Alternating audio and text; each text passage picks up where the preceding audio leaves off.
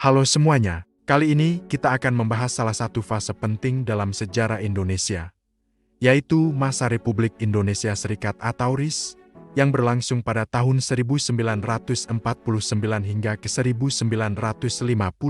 RIS resmi berdiri pada 27 Desember tahun 1949 sebagai hasil dari konferensi meja bundar.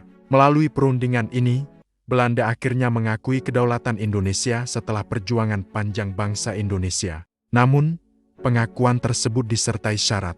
Indonesia harus berbentuk negara federal yang terdiri dari berbagai negara bagian.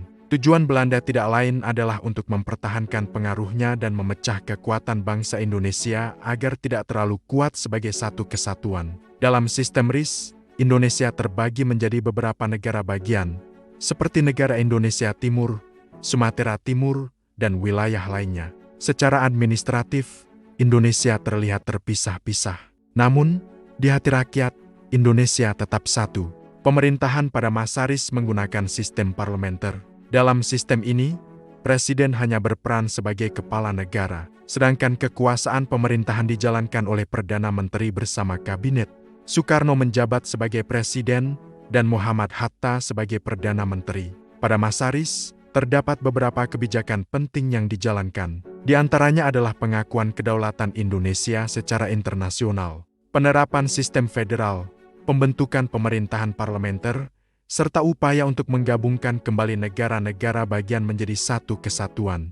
Namun, sistem federal ini tidak diterima oleh sebagian besar rakyat Indonesia. Di berbagai daerah, muncul gelombang penolakan. Rakyat merasa bahwa sistem ini hanyalah warisan politik Belanda yang berusaha memecah belah bangsa. Semangat persatuan pun semakin kuat. Dari berbagai daerah, rakyat mulai bergerak. Mereka bersatu, saling mendukung, dan menyuarakan satu keinginan yang sama, yaitu kembali ke NKRI. Seperti pepatah yang sering kita dengar, bersatu kita teguh, bercerai kita runtuh.